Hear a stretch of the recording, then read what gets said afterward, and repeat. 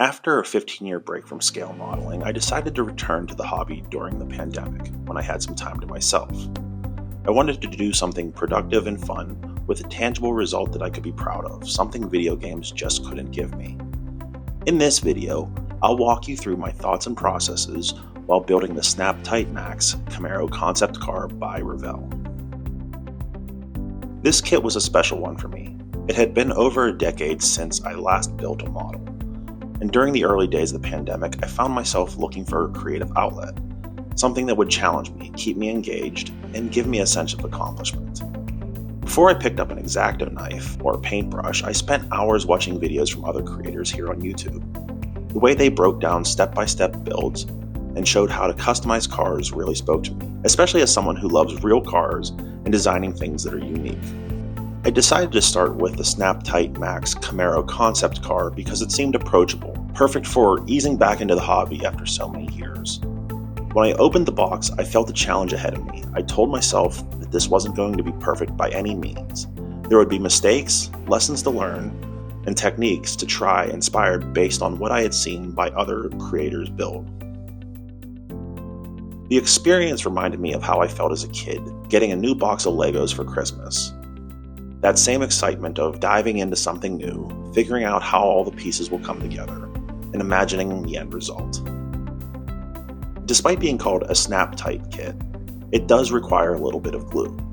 So I started by reviewing carefully the instructions. I made notes through it where I wanted to try modifications, like adding custom wheels and adjusting some of the details. I also planned out all of the colors I wanted to use ahead of time and where I'd apply them, taking inspiration from videos that I'd seen online. This prep work made me feel much more organized before diving in. To better handle the detailing, I used various techniques I learned from other YouTube creators' projects. For example, I masked off parts of the interior and used fine-tipped markers for small areas like belt buckles, dash buttons, and air vents. You can see here that I didn't press hard enough into the seat creases, so some of the lines turned out a bit messy. Definitely a lesson for next time. For the bottom of the car, this was just one piece of molding, so I masked it off to spray with basic Tamiya silver, which worked well for highlighting the engine and the exhaust. The rest of the underside I just used basic matte black. These small details added a lot to the overall look, even though they took some trial and error to get right. One of the customizations I tried was swapping out the kit's wheels for a set of Ray's wheels from Aoshima. This was challenging because the wheels didn't fit quite perfectly out of the box.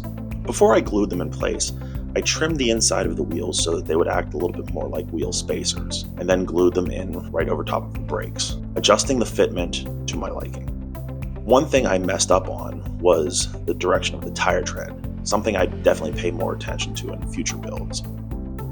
One disappointing part of this was the fact that there was no engine involved. But for a beginner's kit, it still provided a fun and engaging experience.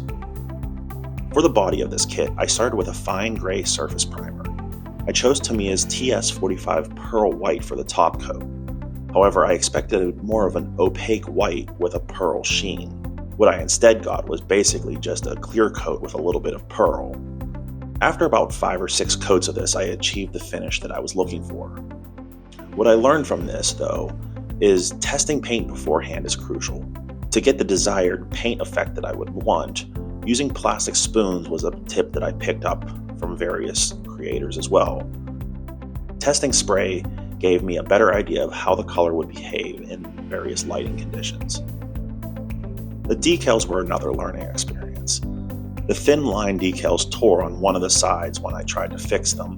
They overlapped slightly, creating an uneven appearance. To add a little bit of customization to the project, I also added the raised decals to the rear quarter panels. For the side indicators, I used a Molotow chrome pen as a reflective basis and then layered orange Sharpie on top. The same Sharpie also worked well for the turn signal indicators on the clear headlight pieces on the front. For the rear diffuser, I also painted this matte black, same as the underside, but I made a mistake of not pressing the masking tape down firmly enough in the crease, which caused some bleeding. Next time I'll use something sharp like a toothpick to secure those edges. Overall, I was very happy with how this car turned out, especially with the wider stance for the custom wheels. But there were definitely areas to improve on. For example, you can see some fingerprint marks in spots. Oily skin and model kits don't mix. So one of the next things I would be doing is going to the store and buying some rubber gloves. This build taught me a lot, especially as someone getting back into the hobby after so many years. One of the biggest takeaways was learning to embrace the imperfections. Each mistake, whether it was the decals, the paint applications, or a fitment of the wheels, was an opportunity to improve and plan better for the next project. If you're new to scale modeling or getting back into it like I was, I'd encourage you to focus on the process rather than the final product.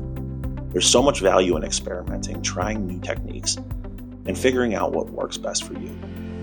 And remember, every build, no matter how it turns out, is a step forward. The important thing is to enjoy the creative journey and let yourself make mistakes. That's how you grow.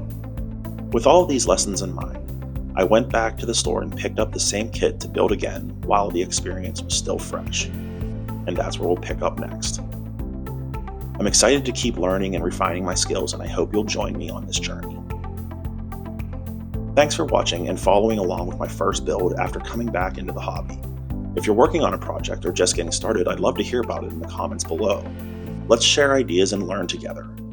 This is just the beginning of my journey back into scale modeling, and I'm excited to keep improving and trying new things. Make sure to subscribe so you don't miss any of my future projects, including my second attempt at this same kit. Thanks again for joining me, and I'll see you in the next video.